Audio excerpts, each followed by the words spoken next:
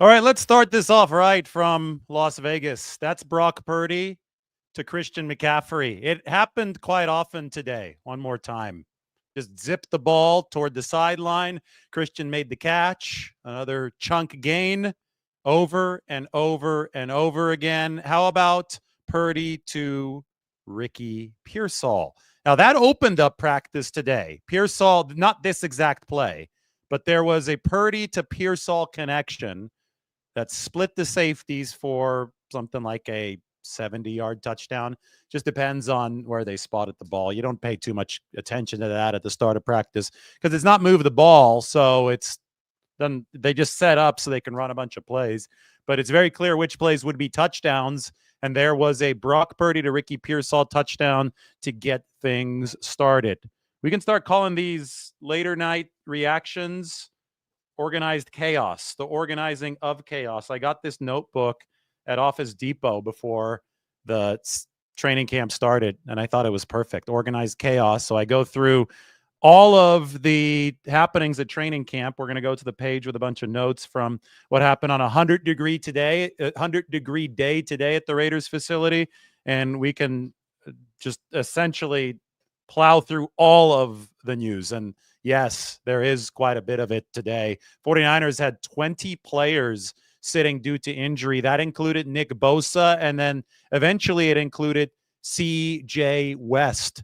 49ers defensive tackle looked like he rolled up his knee, and it looked scary for a moment because he was down for quite a bit on the field. But then he walked off under his own power, and he literally walked off the limp. There was a heavy limp the first 2 or 3 steps. There was a intermediate limp, steps 4 and 5, and then by steps 6, 7, 8, 9, and 10, it was just a light limp for C.J. West. Afterwards, we talked to Kyle Shanahan, and he said that it was a hyperextended knee, similar to Michael Williams a few days ago. No real structural damage to the knee. They expect C.J. West to be back soon. I would anticipate at some point next week. No Trent Williams, but it wasn't because of an injury concern. It was because he's old, just like me, 37. And Kyle Shanahan said, you know what, Trent deserves a day off. That's unfortunate for Maxx Crosby, who likes to do his interviews shirtless. This is a very Raiders thing. But listen to Maxx talking about Big Trent after practice. I saw you chopping it up quite a bit with Trent Williams, and it looks like there's just a lot of respect there. And it didn't look like you guys got a chance to go up against each other today, but just talk about the respect between great players. Yeah, you know, he didn't go in the team, any of the team stuff, so unfortunately I didn't get to go against him. I was looking forward to it, but he's somebody I respect at the highest level. I mean, he's 37 years old. Dude's gonna be a Hall of Famer. You know what I mean? And those are the type of guys that I try to learn as much as I possibly can from. He's got so much knowledge about the game. He's such a good dude, but he's a legitimate competitor, and those are the guys I like to learn from and just be around. And you know, when you're out there, you start talking your shit and you're going back and forth. Those are the guys that make you better. And you know, that's a guy, like I said, got so much respect for. So me and him, you know, we chop it up every time we're around each other. We have great conversations and just, you know, have great back and forth because he knows what I want. I know what he's chasing. I know what he's trying to accomplish. So, yeah, man, I respect that dude. I could go on and on about that dude. I respect him so much. Were you a little disappointed? That is from Vegas Sports TD on social media. Credit to them for that interview with Maxx Crosby. It's funny, whenever a 49ers player is in the locker room, definitely, like, let's start with this. Whenever there's a 49ers player in the locker room and the cameras come up, 49ers PR will be like, hey, put on a shirt. Sometimes they'll start doing the interview shirtless. And they're like, hey, put on a shirt. We want the professional image. And so they'll put on a shirt. The 49ers basically don't allow shirtless interviews. That was not in the locker room for Maxx Crosby. He literally walked up to the podium. Like, imagine if somebody on the 49ers walked up to the podium at Levi's Stadium shirtless. That's the Raiders for you right there. And like I said, I love the fact that Maxx Crosby embodies absolutely everything about the Raider image. I think it's good for the league. I think that the fact that these teams have different personalities really spices things up. It's not just some mundane, the NFL obviously is a corporate giant at this point, but it hasn't turned into this mundane thing where every single team is just a different flavor of vanilla. You've got character around the NFL, and Maxx Crosby obviously helps deliver some of that character. He, by all accounts, I've covered him long ago, back early in his career, back in 2018. I believe that's when he was drafted. I think he's a year older than Nick Bosa in this league. So I was in the Raiders locker room a couple times that year, just on fill-in duty back when I worked for The Athletic. And Max was a really good guy.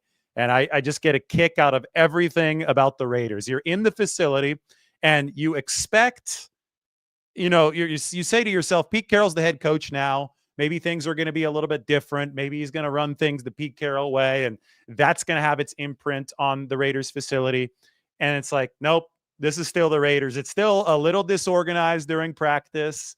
It just has this renegade vibe, and that's what the Raiders pride themselves on, right? This renegade vibe, to the point where the 49ers, they expected the Raiders to start fights in this practice. I mean, we played the Maxx Crosby podcast clip a couple days ago in preview of this practice where he guaranteed that he was going to fight at the joint practice. Now, Crosby didn't fulfill his guarantee, maybe because Trent Williams wasn't out there, and that's the guy he really wanted to compete with. Neither was Nick Bosa, who's his position on the other team. But Bosa, by the way, it's neck soreness. They expect him back next week. Doesn't sound like anything to be alarmed about, but he's been dealing with it on and off over the past few days. They'd returned to practice, logged a couple sacks the other day, now has taken a couple days off. I would expect to see Nick Bosa back at practice next week. But anyway, Crosby wasn't at the epicenter of any of the shoving matches today. But Kyle Shanahan was very, very pleased that the 49ers did not retaliate in any of the instances today against the Raiders, who are a team that has a reputation for instigating fights and did try to instigate a couple of fights today. Look at this headline. This is my article up on the San Francisco Standard, combined with the face that Brock Purdy's making. I think it's absolutely perfect. Good job. Morgan Ellis was the photographer. Good job by her, but also good job from Carrie Crowley, my editor over at the Standard, for picking the right picture.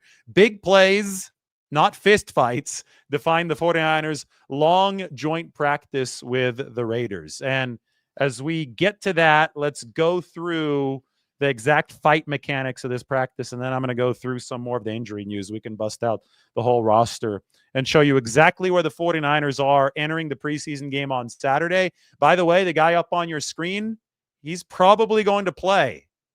A lot of people surprised by this, but it's exactly the way that the 49ers have handled this second preseason game over the years with Kyle Shanahan. He likes to play his starters, especially his starting quarterback, for about 10 plays. So if the first drive goes well and it's a long drive, maybe only one series for Brock Purdy. If it's 3 and out, they'll probably toss him out there for 2 series just so he can get to about that 10-play allotment. It's not about the results of this game. It's about going through the motions at game speed so you can get the snap from Brendel, so you can work on some shotgun, so you can work on some handoff footwork. Get all that done so you can iron out all the wrinkles before week 1 of the regular season. That's what week 2 is about. And then week 3 is more about the dress rehearsal. You're going to start running some more motions.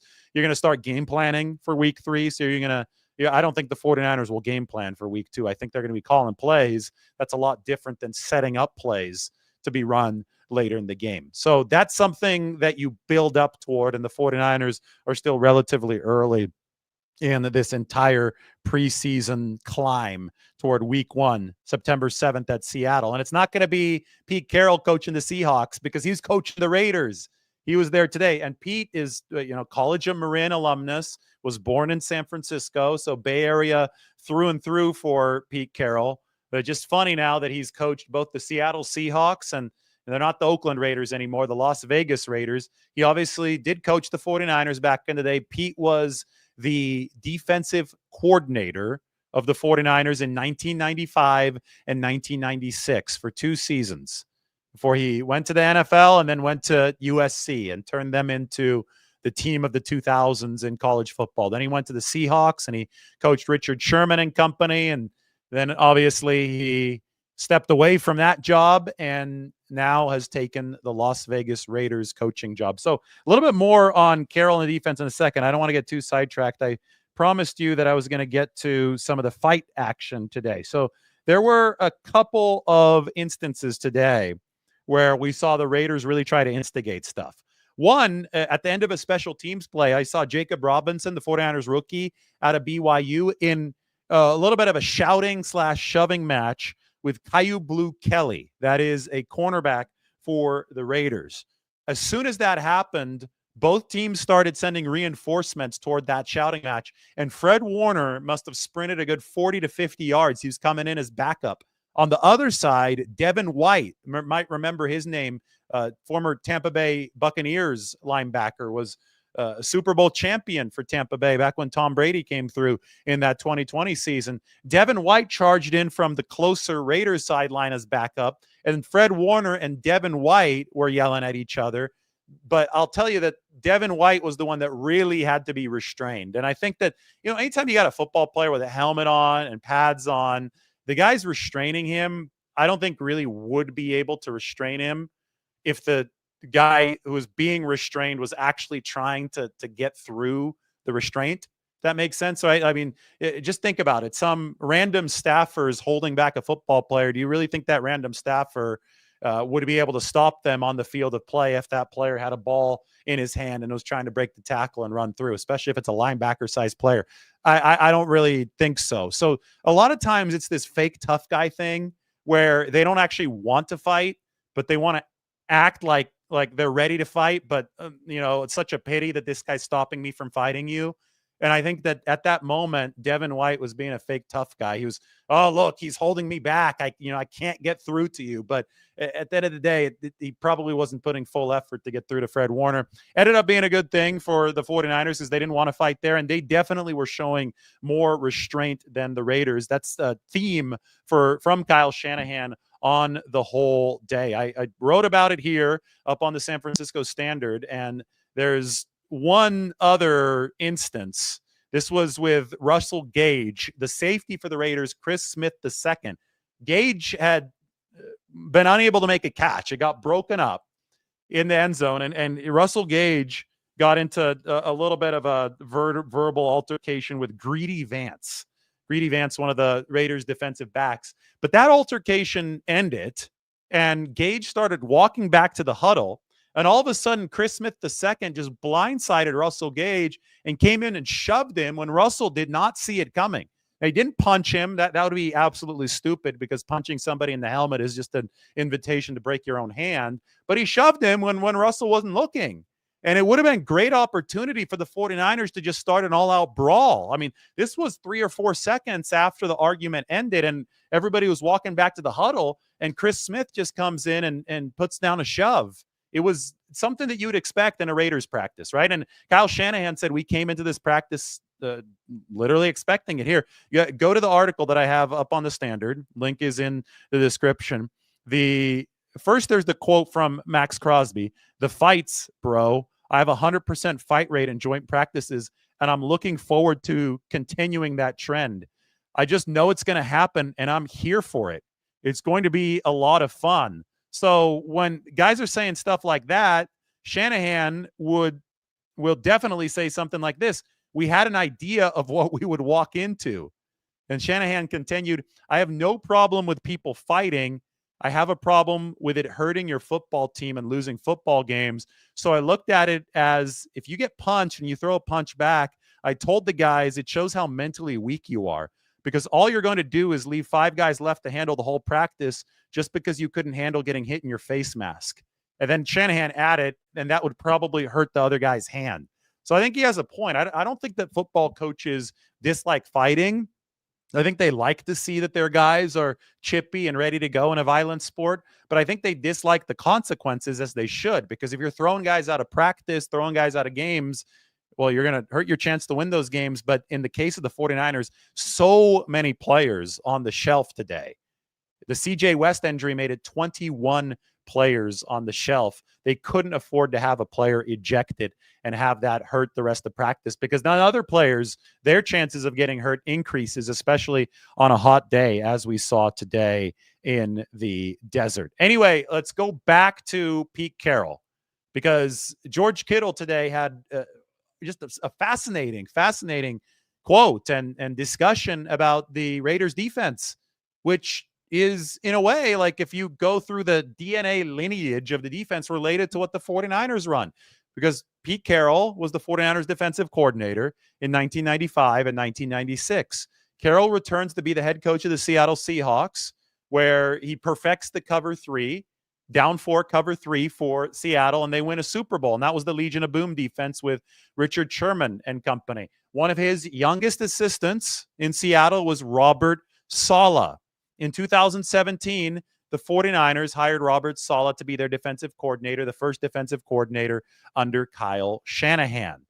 They built the Seattle-style defense in San Francisco, and now Pete Carroll is bringing the defense that he essentially created with Gus Bradley, by the way, who's now on the 49ers staff. Now he's bringing that defense to the Las Vegas Raiders. So listen into George Kittle about what he had to say regarding the entire evolution and what the 49ers faced on that practice field today. Going into playing them, didn't realize their defense was going to be completely different than it's been in years past. And it seems like the footage that we were watching was like 2015 Seahawks tape. And then if you watch that compared to the game they just played versus the Raiders, the Seahawks and Raiders, it was like, oh, that's the exact same defense. And so it was kind of funny to go back and watch tape from before I was actually in the NFL. But you know, it's always a pleasure to go against Maxx Crosby, because he's one of the best, in the world at what he does. And just getting different looks is always fun, because, they're playing things that, I've got to go against, because the Broncos are completely different, the Niners are completely different. So just that challenge of being able to see it, how they switch their coverages up. So definitely a positive day for us to get some work in. So that's George Kittle talking about the Seattle defense, obviously very different than the 3-4 front that the 49ers faced a week prior against Denver. I don't think that the Raiders, did I say the Seattle defense? It's a Seattle-style defense, but it's the Las Vegas defense. I don't think that the Raiders have the same level of talent as the Broncos, who came in last week as the NFL's reigning number 1 defense, and that's probably part of the reason why the 49ers offense looked so damn explosive today. I mean, it wasn't just McCaffrey. It wasn't just Pearsall. It was when you look at Kittle, and then you look at somebody like Braden Willis, and then you look at somebody like Kyle Juszczyk making huge plays downfield. That's an offense, despite having a lot of injuries at the receiver position, despite not being in position to be as explosive as it can be.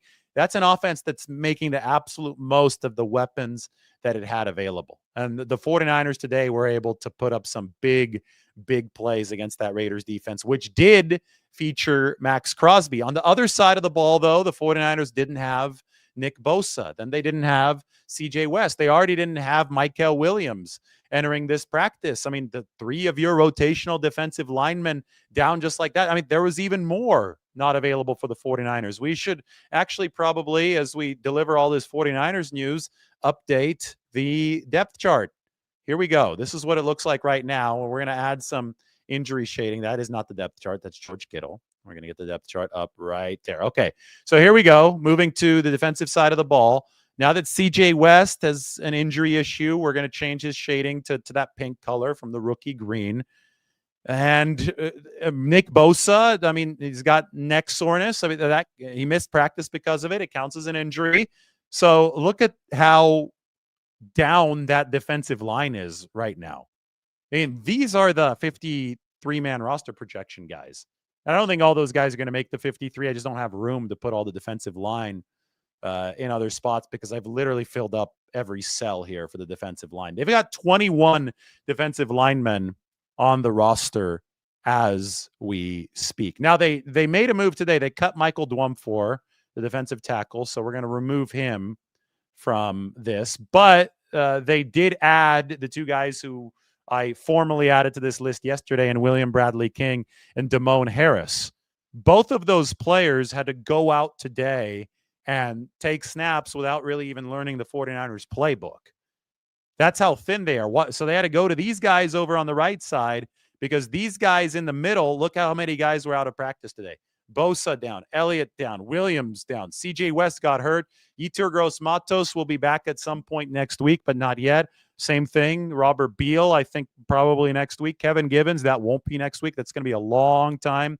Sam Okawanu. So out of these players, you've got Kalia Davis available right now. You've got Evan Anderson available. You've got Bryce Huff and Alfred Collins. It's only 4. That means you've got to dig deep into the depth.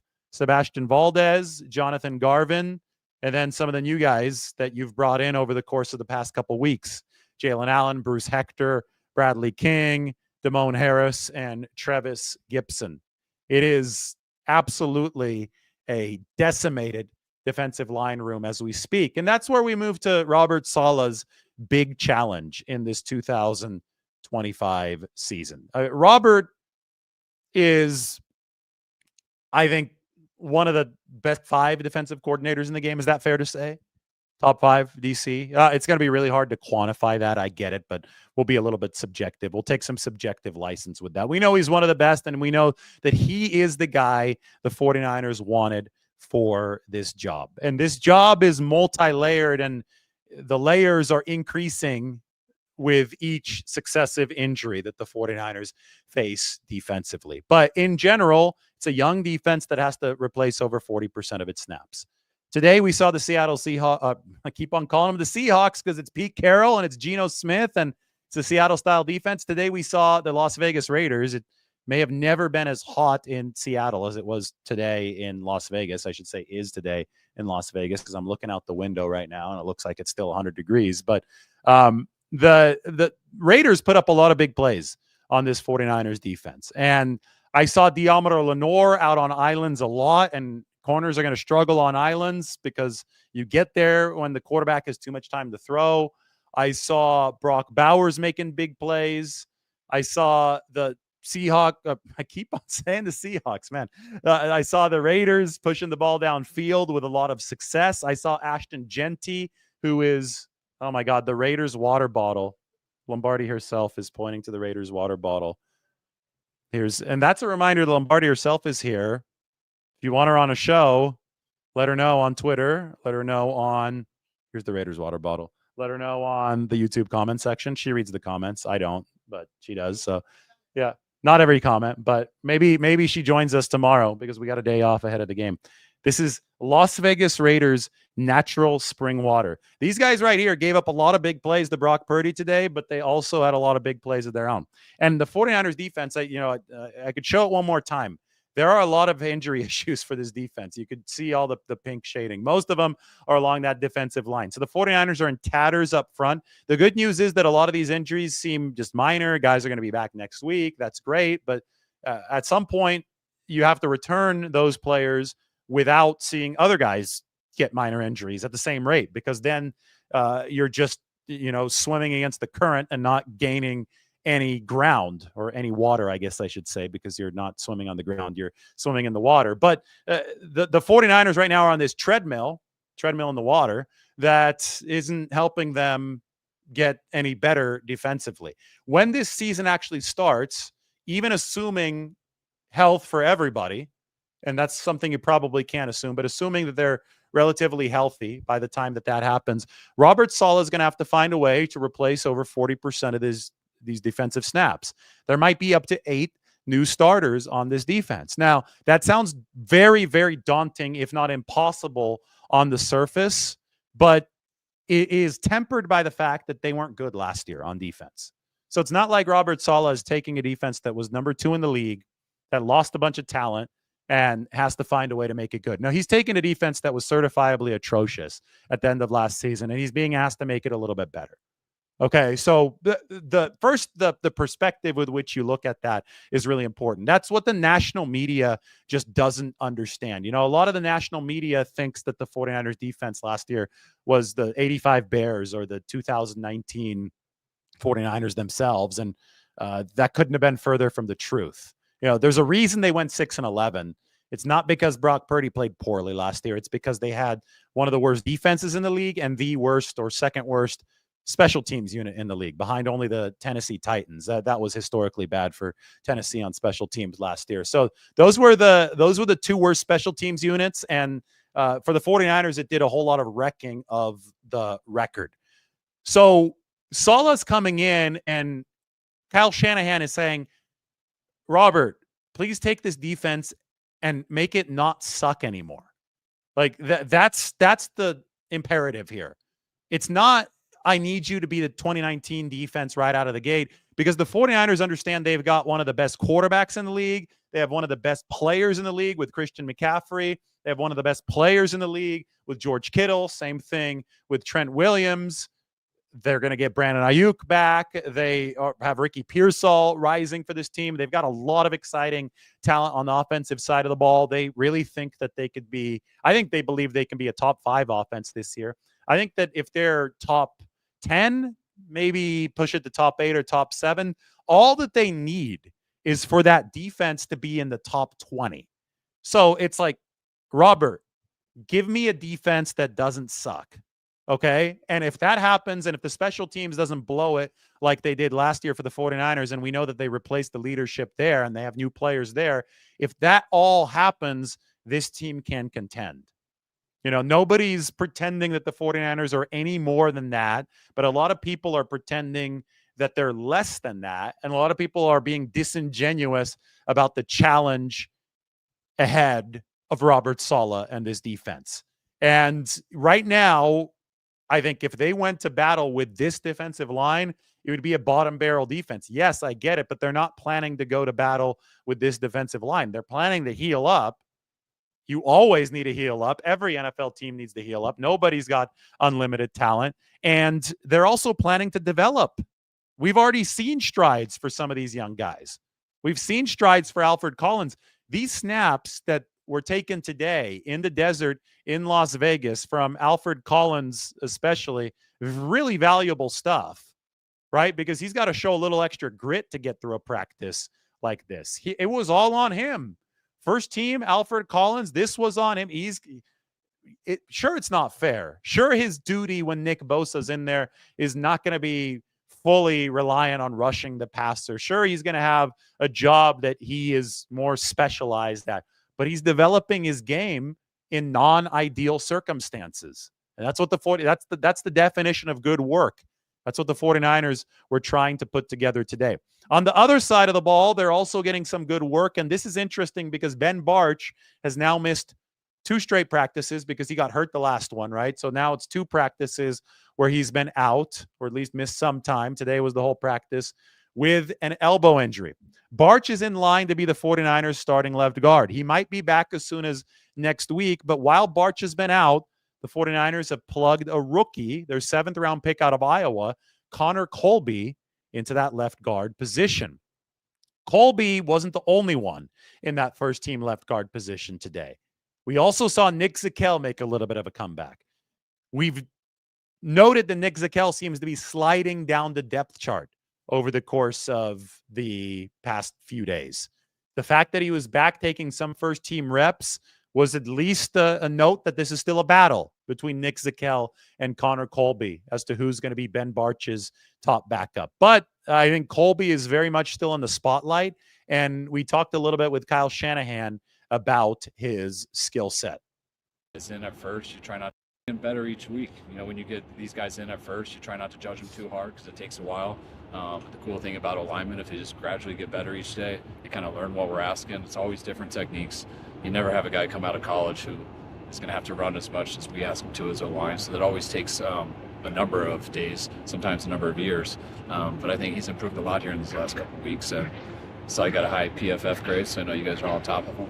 But I don't think I was too off. I think It's not a secret anymore. No, it's not a secret. When we talked to Chris about him a couple weeks ago, he said that he was pleasantly surprised by where he was at in pass protection relative to, like, Iowa didn't run a pass as much. Right. Has that been? Yeah, I would agree with that. Yeah, you don't get to see a lot of that on Iowa tape, and just his size and stuff. He has an advantage with his size being in front of people, and his feet and stuff have been able to do it too. So he's catching up in the run game, but he's had more of an advantage in the pass game so far. So that is low-key one of the single biggest developments of this 49ers training camp.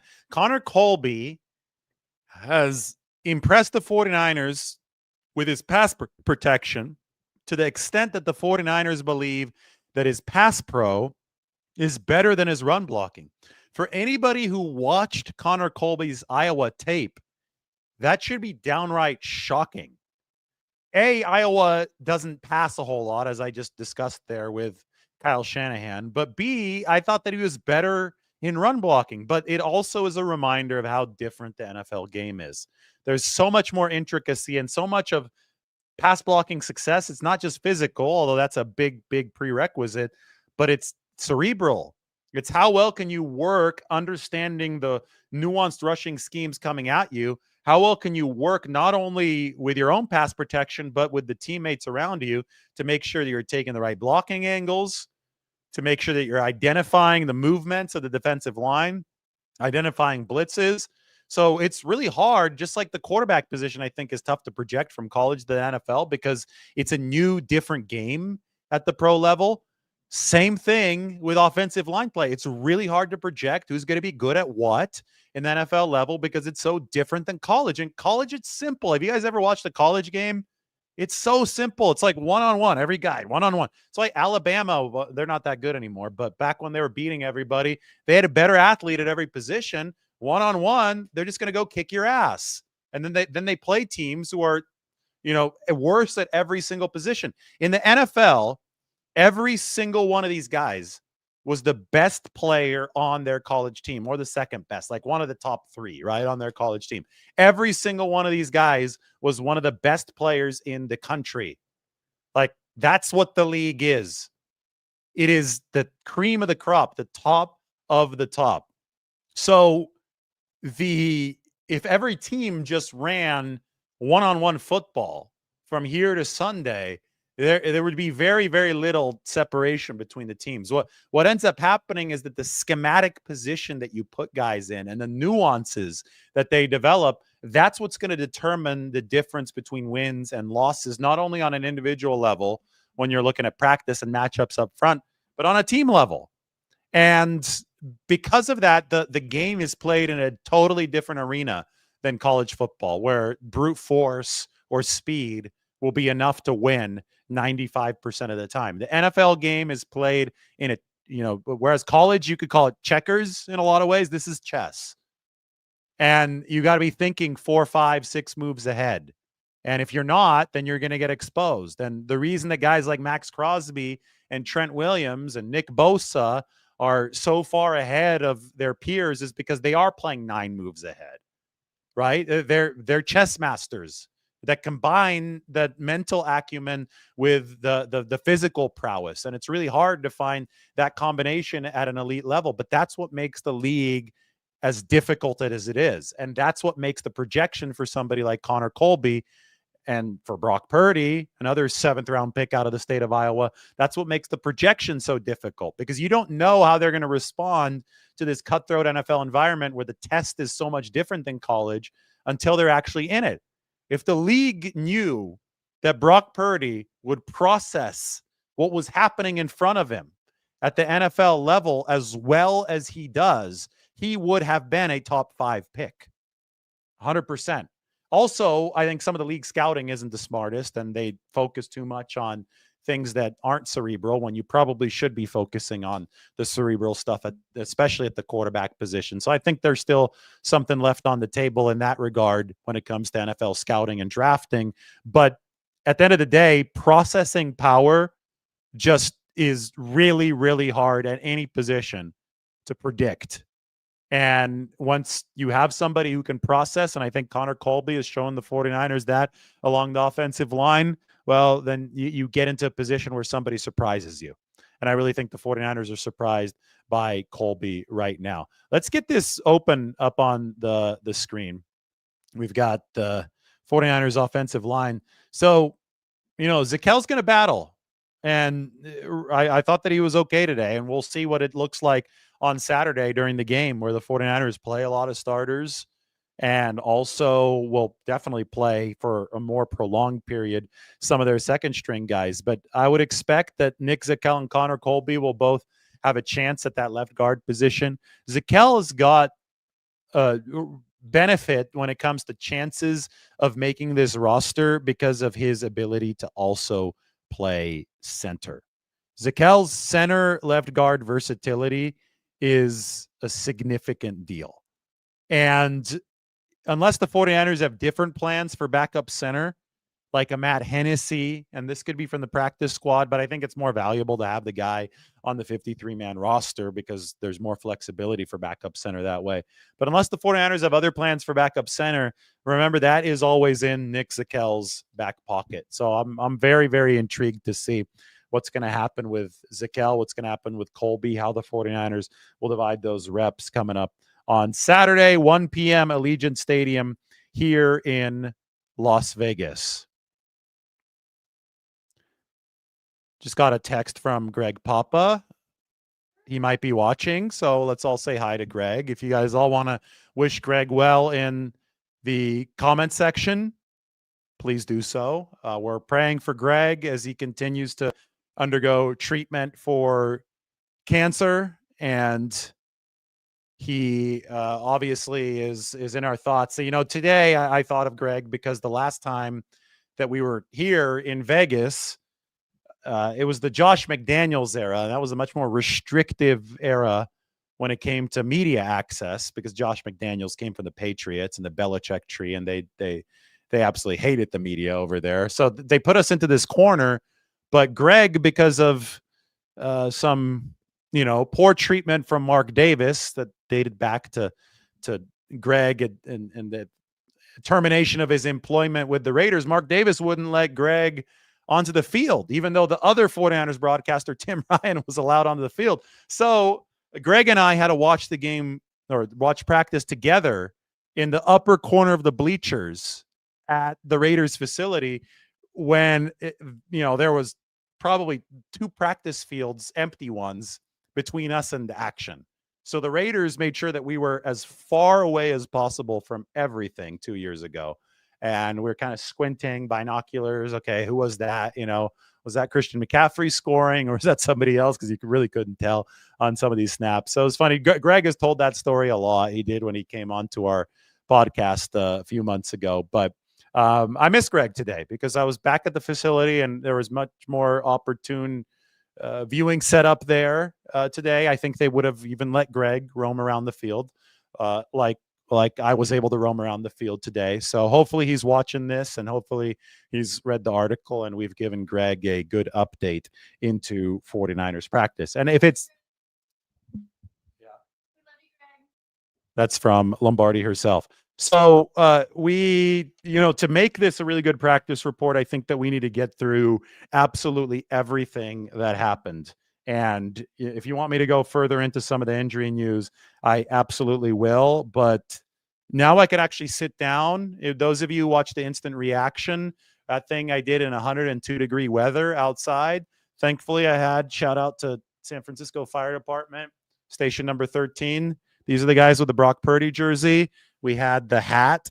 The hat was very necessary today to have on during the instant reaction in front of the Al Davis flame, which stood in for the 49ers helmet today, since they obviously don't have a big 49ers helmet at the Raiders facility. You know who runs really hard? And I've said this a few times now, but I'm going to say it again. Corey Kiner. I can't wait to see him run on Saturday at Allegiant. You know who's really fast? And this is along the lines of Greg Papa. He texted me this. As soon as the 49ers signed Luke Gifford, he started watching Luke Gifford tape. He was with the Titans last year. And Greg said, Luke Gifford is fast. Like, watch his tape. So I did. And today I was watching Luke a little bit more closely. And they split him out on a receiver one time. And the coverage was good. Like, it was the Raiders put the 49ers into a formational blender. Right? When you throw something at the defense that you don't expect the defense to be able to handle. And Luke Gifford is the 49ers third linebacker. It goes Warner, Winters, Gifford. Normally, if you've got more receivers out there, you take off Luke Gifford and you bring in the nickel back. But the 49ers weren't in position to do that on this particular play. I don't know exactly why. I'm trying to watch a lot of things happening at once. There's action on both fields. But I noticed that Luke Gifford is split out into the slot. I'm like, this is not good. He's matched up on a receiver, and he moved quick. He handled it fine. Luke Gifford right now, it's him and Tatum Bethune, who are the two realistic 49ers candidates to be the third linebacker. And I think the experience of Luke Gifford might give him that job week 1 for the 49ers. Purdy had he was just on a tear, this hot streak. He goes to Pearsall. He goes to Kittle. He goes to McCaffrey. Pearsall for the touchdown that split the safeties. Demarcus Robinson, Patrick Taylor Jr. on a check down. Kittle downfield, deep corner to Braden Willis. I mean, Purdy was on a heater today at practice, and that is before move the ball. Red zone, we had Purdy touchdowns to Pearsall and to Junior Bergen, and then we moved on in this practice to the final move the ball period.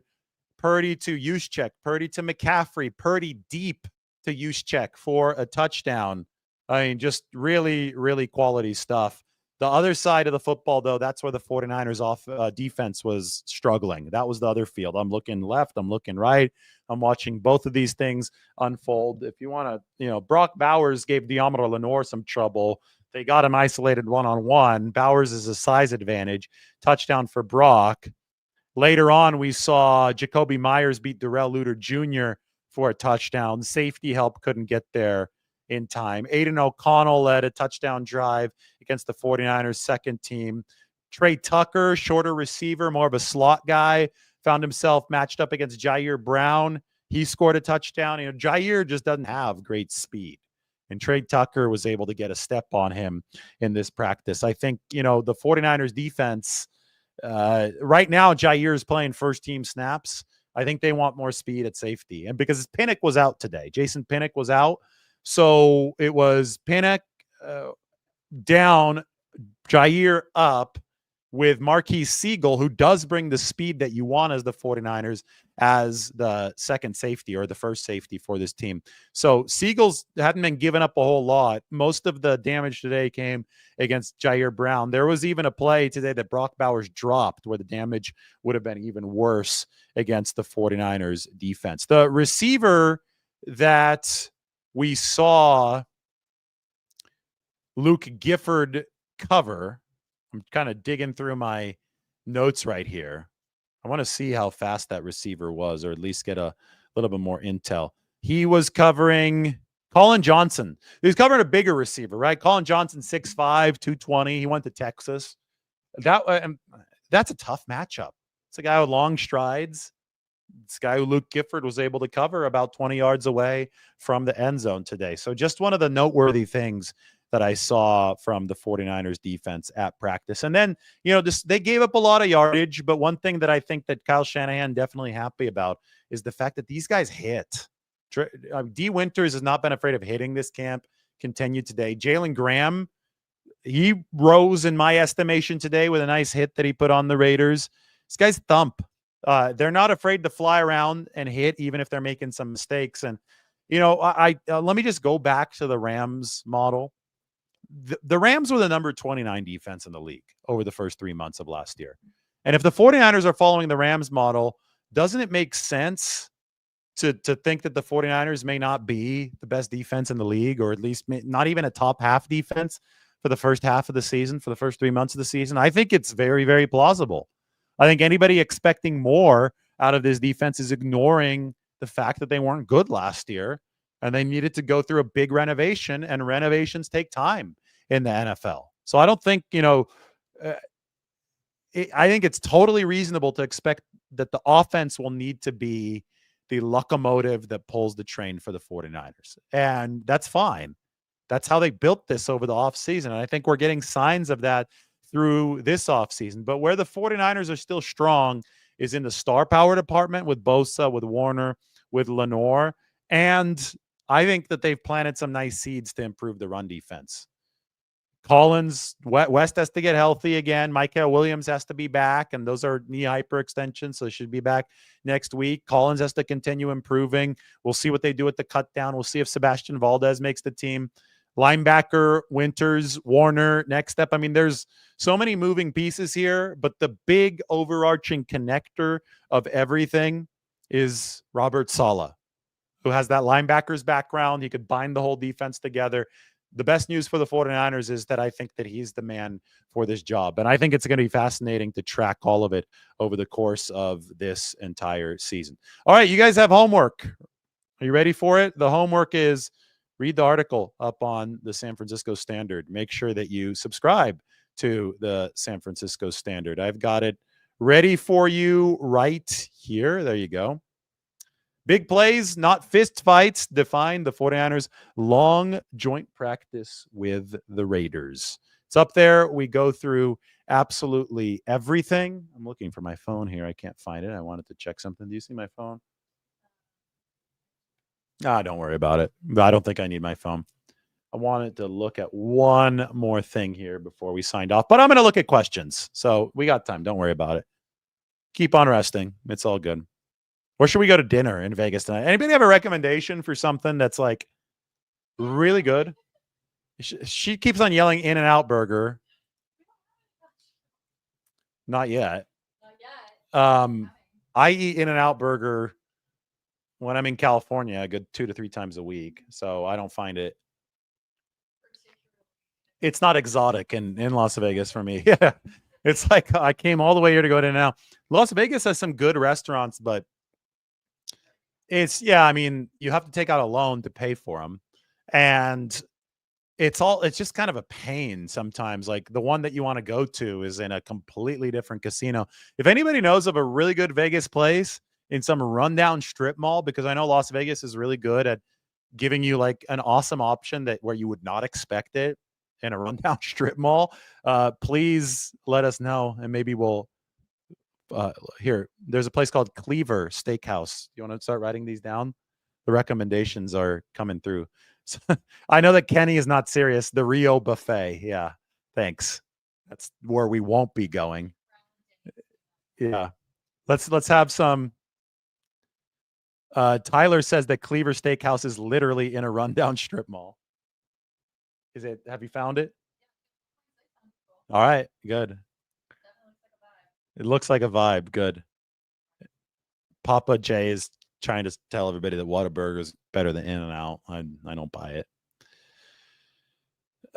Okay, so if you have 49ers questions, toss them in. You're only allowed to comment on this stream if you have 49ers questions or rundown strip mall recommendations in Las Vegas. Those are the only 2 things that work.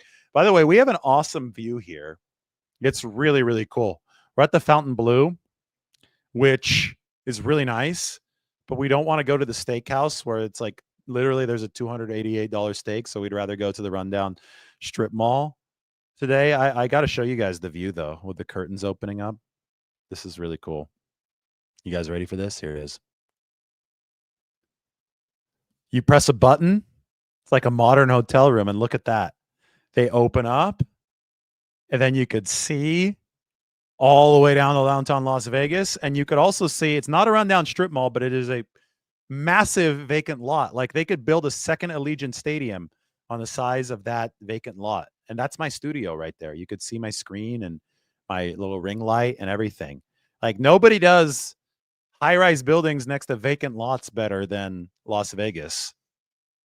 Like it's just right there. It's outside. Like it's the size of like the Raiders could just move their practice facility to the Strip. I don't think they want to, but there's room for it right there. I wonder. It's right by the old Sahara Casino Hotel.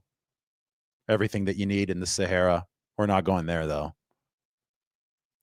How do Colby and Moss look? Colby and Moss look really good. You know, I have the little practice reel from today. Why don't we get this up? You'll see a little bit of Colby and Moss in this practice reel. That's what the facility looks like here in Vegas. And you're going to see a little bit of Colby and Moss going through some of those early. There they are. Connor Colby, 75. Drew Moss, 55. Working with that 49ers offensive line. There's Maxx Crosby hugging everybody in sight. I mean, first he talks about wanting to fight everybody, and then he's hugging everybody. So, I mean, he's a Raider. We respect it. We move on with our lives. The 49ers schedule, this is a comment, super chat, thank you, is easier than the Rams 2024 schedule, and they don't have Warner or Bosa or Salah, not comparable. Hey, of course it's comparable. Everything is comparable, but you can compare it Part of making a comparison is noting the similarities and the differences. So the 49ers have built this team a lot like the Rams tried to rebuild their defense. So it's comparable, of course, that there are similarities. You're pointing out the differences as part of the comparison, right? So the differences are legitimate. The schedule should be easier. And yes, they have Bosa, they have Warner, they have Lenore, they have Robert Saleh. So I think that they could rebuild this quicker than the Rams. That's good news for the 49ers, but they're still going to face a lot of the same challenges that the Rams did face over the course of 2023 and 2024. Thank you for the comment. I appreciate it. There's a look at Trent Williams and the offensive line. Good stuff. Do we have any more recommendations? Peter Luger. That's the Brooklyn Steakhouse. He has a restaurant in Caesar's Palace. Yeah, something that's not a steakhouse. We did a steakhouse last night. She's right. We did a steakhouse last night. What about a good burger? A good, like, simple burger. Hell's Kitchen is good, somebody says. Joy P says Hell's Kitchen is good. Look that up. Batista's Hole in the Wall. I am looking through more. Tacos El Gordo. We'll probably save the Mexican food for San Francisco. Yeah, you guys need to go to Gordon Ramsay Burger. I saw it today. He said it's amazing. It's a Thursday night. It's before the weekend. It seems that nobody wants to be in a city that's 112 degrees. So maybe we'll be able to get a table at Gordon Ramsay Burger. It seems like that could be fun. Batista's is Italian. Okay. Chick-fil-A. God approves. That's a comment here from Papa J. Yes, the chicken of the Lord, Chick-fil-A. Papa J has a bunch of recommendations that I think that Lombardi herself would like.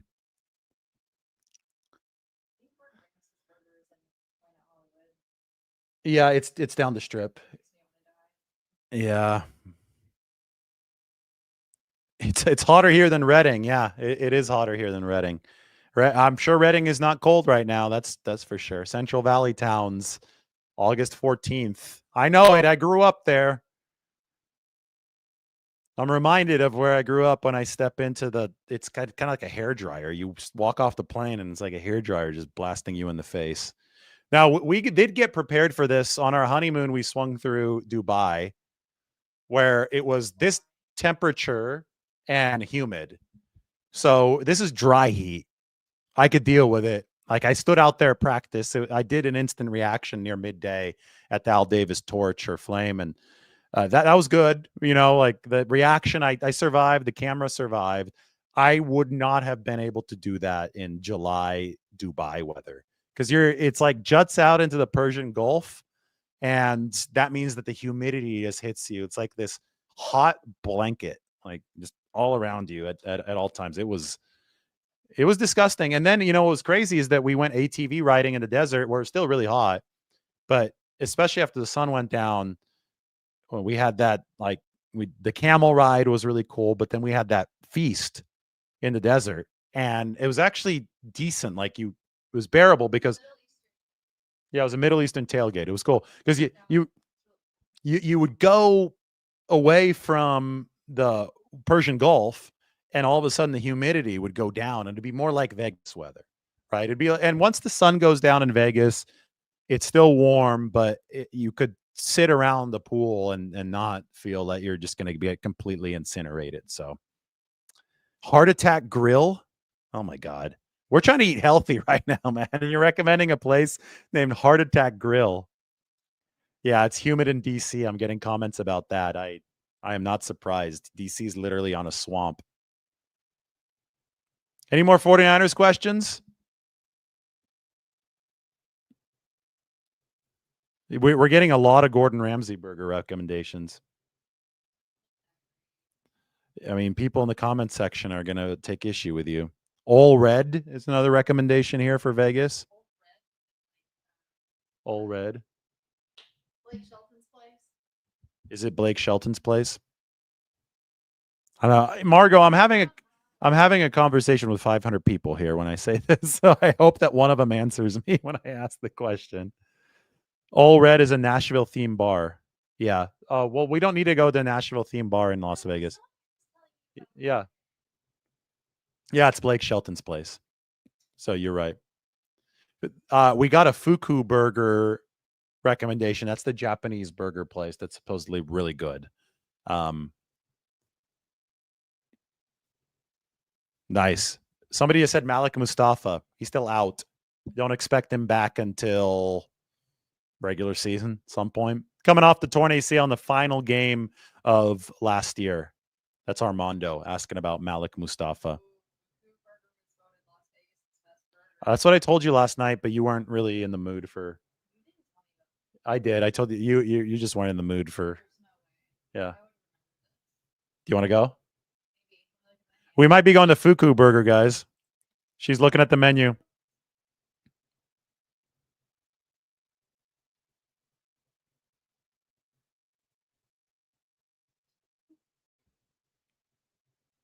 Do I see Bergen having a larger role in the offense? Nah, not yet.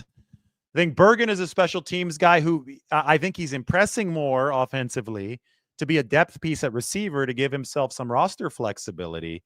But as far as him having a bigger role in the offense, he could work toward that, but I just don't think that it's quite at that spot. Had a nice touchdown catch today. You know, the touchdown catch from Brock Purdy in the red zone today on the slant. I was watching Bosa rush against McKivitz, and McKivitz stonewalled him. Great pass protection.